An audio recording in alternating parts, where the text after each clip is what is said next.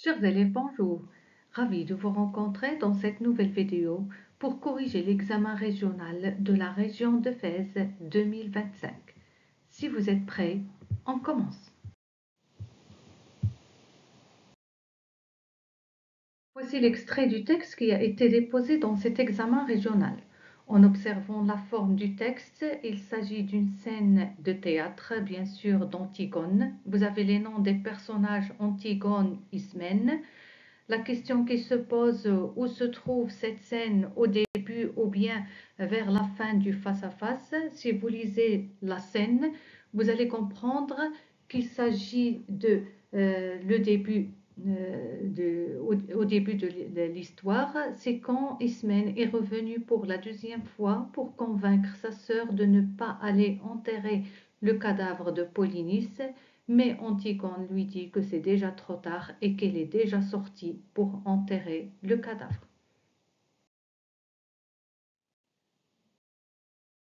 Question d'étude de texte. Recopiez et complétez le tableau suivant. Vous avez l'auteur, titre de l'œuvre, genre théâtral et siècle. L'auteur Jean Anouilh, titre Antigone, genre théâtral, tragédie moderne, siècle, 20e siècle. Question 2. Pour situer cet extrait dans l'œuvre, répondez aux questions suivantes. Cette scène se situe-t-elle avant, ou bien pendant, ou bien après le face-à-face d'Antigone avec Créon? Où se trouve cette scène? Bien sûr, cette scène se situe avant le face-à-face, parce que Antigone n'est pas encore arrêtée. Pourquoi Antigone était-elle sortie en cachette du palais? Pourquoi Antigone avait été sortie en secret du palais? Bien sûr, nous savons qu'elle est sortie pour enterrer le cadavre de Polynice.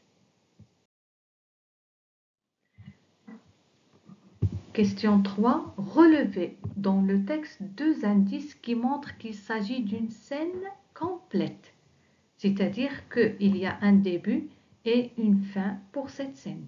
Bien sûr, vous allez chercher dans des didascalies, comme vous l'avez étudié en classe. Vous avez Ismène est entrée, Ismène est sortie. Nous avons l'entrée, le début de la scène, sortie, c'est la fin de la scène.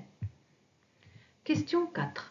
Ismène entre en scène en appelant sa sœur sur un ton calme, furieux ou bien inquiet. Comment elle a appelé sa sœur?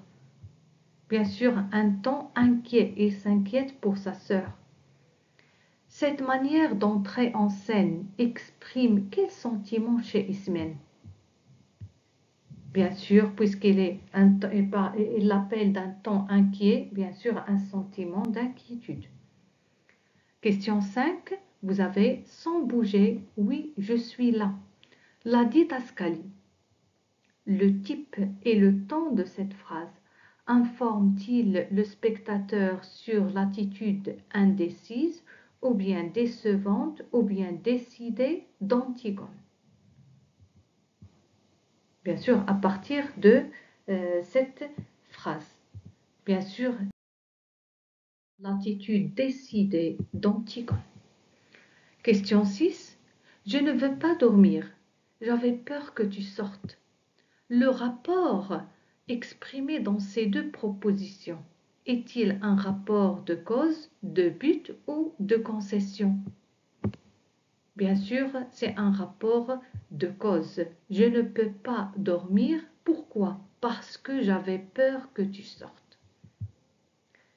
Nous t'aimons et nous sommes vivants. Nous avons besoin de toi.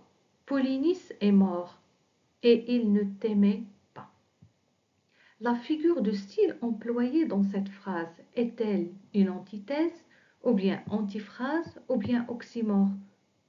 Si vous observez les termes utilisés dans cette phrase, vous allez trouver facilement que la figure de style est l'antithèse.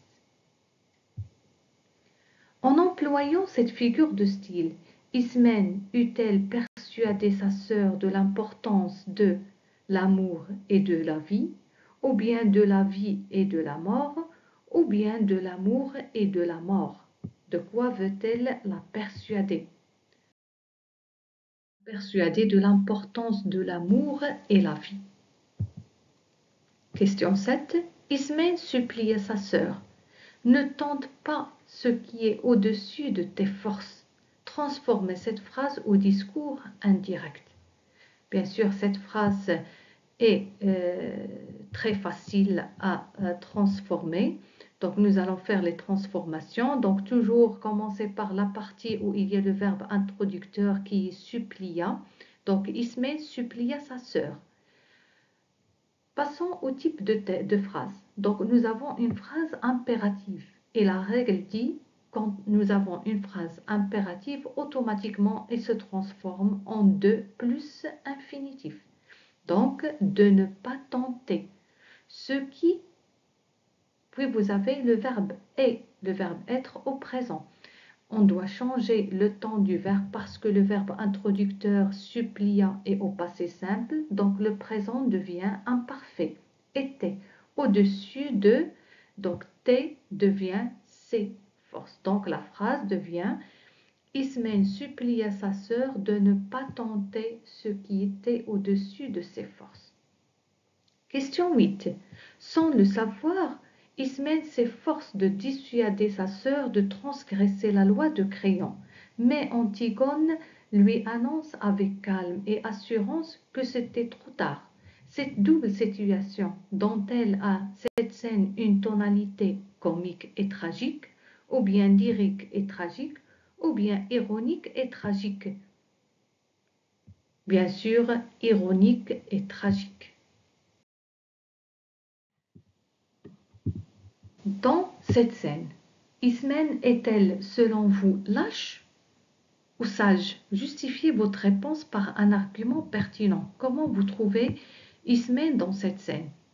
Exemple de réponse, Ismène est sage car elle veut protéger sa sœur. Dernière question, à votre avis, être l'aîné de ses frères et sœurs est-il un avantage ou un inconvénient? Justifiez votre point de vue par un argument personnel. Est-ce que c'est bien d'être la personne la plus âgée, grande, aînée de ses frères et sœurs? Est-ce que c'est un point négatif ou positif? Exemple de réponse, c'est un avantage car être l'aîné, c'est d'être responsable et protéger ses frères et sœurs. Passons maintenant au sujet de production écrite. Lorsque nous tentons quelque chose qui dépasse nos forces et nos capacités, cela entraîne sans doute des problèmes de tout cas, que ce soit physique, psychologique, intellectuels, sociaux, financiers, professionnels. Partagez-vous cette idée. Rédigez un texte dans lequel vous développez votre point de vue en utilisant des arguments et des exemples variés. Donc cette production écrite sera rédigée à part dans une vidéo à part. On arrive alors à la correction de cet examen régional. Je vous dis merci pour votre attention et à bientôt.